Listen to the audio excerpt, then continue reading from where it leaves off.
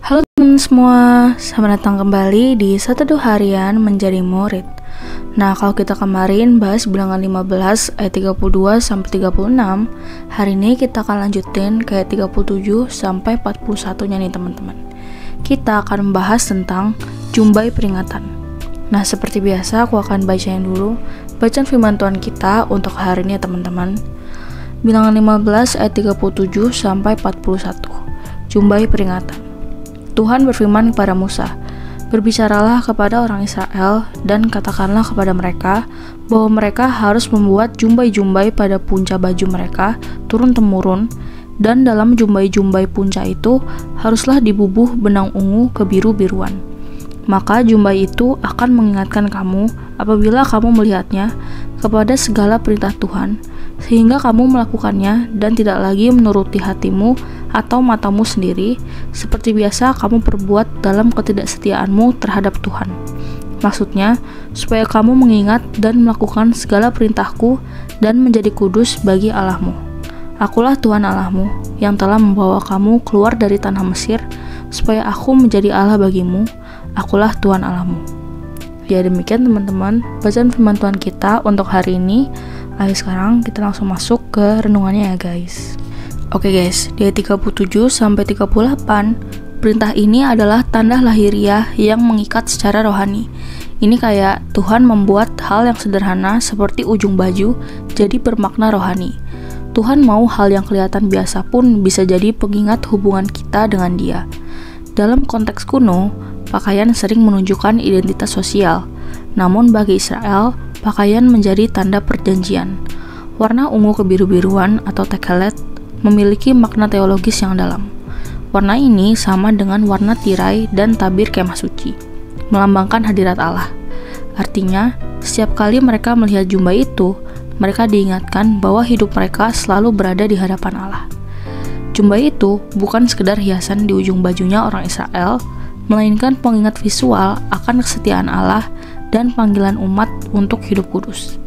By the way guys, zaman kita ini juga banyak banget hal yang membuat distraksi sehingga kita tuh sulit fokus pada panggilan hidup kita, fokus pada relasi dengan Tuhan pemilik hidup kita, dan Tuhan tahu kita tuh mudah lupa. Maka Ia menyediakan cara konkret untuk jadi simbol yang terlihat oleh mata langsung bisa menyentuh hati. Dalam perikop ini, ya jumbai itu. Di ayat 39, ayat ini menggambarkan konflik batin manusia antara penglihatan lahiriah dan ketaatan batiniah. Hati dan mata adalah metafora Ibrani untuk pusat emosi dan keinginan. Dengan kata lain, jumbai itu bukan sekedar pengingat eksternal, tetapi sarana untuk menundukkan internal.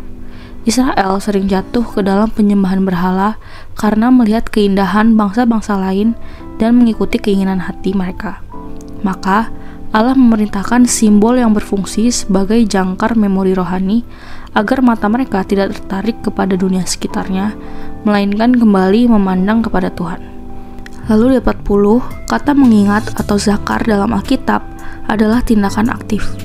Dalam tradisi Ibrani, mengingat berarti bertindak setia terhadap yang diingat. Maka mengenakan jumbai berarti hidup dalam kesadaran perjanjian, bukan sekedar mengingat hukum, tetapi menjadi saksi hidup dari hukum itu.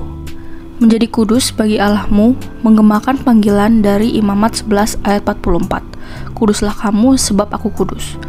Kekudusan bukan hanya menjauhi dosa, tetapi memantulkan karakter Allah. Dengan demikian, jumbai itu adalah deklarasi visual. Aku milik Allah, bukan milik dunia. Di ayat 41, ayat ini adalah motif perjanjian yang berulang dalam Taurat. Aku adalah Tuhan yang telah membebaskanmu.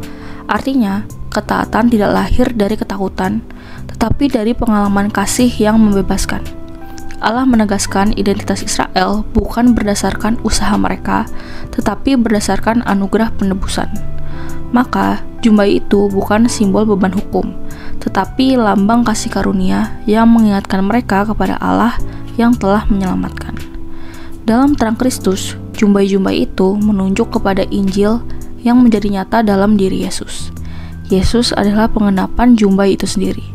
Dalam Markus 5 ayat 27-29, seorang perempuan yang sakit pendarahan 12 tahun menjamah ujung jubah atau keras pedon Yesus. kata Yunani yang sama untuk jumbai. Saat itu juga ia sembuh. Artinya, apa yang dulu menjadi simbol pengingat kekudusan, kini menjadi saluran kasih dan kuasa Allah melalui Kristus. Yesus mengenakan jumbai bukan hanya karena ia orang Yahudi taat, tetapi karena ia adalah firman yang menjadi daging, perintah Allah yang hidup dan berjalan di antara manusia. Melalui salib dan kebangkitannya, ia mengikat perjanjian baru dengan darahnya, sehingga kini Roh Kudus menjadi jumbai rohani di hati kita, mengingatkan, menuntun, dan menegur kita untuk tetap kudus bagi Allah. Ya, jadi segitu aja teman-teman renungan kita untuk hari ini. Sekarang aku mau ajak kalian untuk merefleksikan nih guys. Nah guys, kadang kita butuh pengingat kecil untuk hal-hal besar yang sudah Tuhan lakukan bagi kita. Israel punya jumbai di baju, supaya setiap kali mereka melihat ke bawah, mereka ingat, aku milik Tuhan, bukan milik keinginanku. Kita juga hidup di dunia yang terus menarik mata dan hati kita ke arah lain, kayak notifikasi di HP, dan apapun itu yang membuat hati kita jadi tidak lagi fokus pada Tuhan. Tapi Tuhan memanggil kita untuk mengingat siapa kita, murid yang sudah ditebus oleh darah Kristus. Zaman now kita nggak pakai jumbai lagi ya guys, tapi kita bisa menjadikan salib di hati, renungan tiap pagi, atau komunitas iman sebagai pengingat kudus, bahwa hidup kita bukan tentang kita, tetapi tentang Dia yang menebus kita. Hidup kudus bukan berarti hidup tanpa kesalahan, tapi hidup yang terus diingatkan identitas kita, yaitu murid yang sudah ditebus oleh darah Kristus. Seperti jumbai yang menggantung di ujung baju, iman kita pun menggantung pada kasih yang tak pernah lepas dari kita. Nah lalu, pertanyaan reflektif untuk hari ini ada 4 nih guys. Yang pertama, apa yang kau pelajari tentang karakter Allah dari ayat-ayat ini? Lalu yang kedua, dalam hal apa saja hatimu dan matamu sering menarikmu menjauh dari Tuhan? Yang ketiga, simbol atau kebiasaan apa yang bisa kamu gunakan untuk terus mengingat identitasmu sebagai anak Allah di tengah dunia yang sibuk dan bising ini? Dan yang terakhir, bagaimana Roh Kudus menjadi pengingat kudus dalam perjalanan imanmu sehari-hari? Seperti biasa, teman-teman boleh jawab sendiri, atau kalau mau komen di bawah jawaban kalian juga boleh banget guys. Ya jadi segitu aja Sateduh kita untuk hari ini. Sekarang aku mau pimpin kalian dalam doa penutup ya teman-teman. Teman-teman, mari kita berdoa. Tuhan, terima kasih karena Dikau selalu mengingat aku, bahkan ketika aku sering lupa. Tolong aku agar mataku tertuju padamu, bukan pada keinginan hatiku sendiri. Ajarlah aku untuk mengingat siapa aku di hadapanmu, muridmu yang sudah ditebus dengan kasih-Mu. Biarlah hidupku menjadi tanda kecil yang mengingatkan dunia bahwa Dikau adalah Allah yang kudus dan penuh kasih. Dalam nama Yesus, Sang Firman yang hidup, aku berdoa. Amin. Tetap semangat guys, Tuhan Yesus beserta kita. Thank you for watching and see you in the next video. Bye-bye.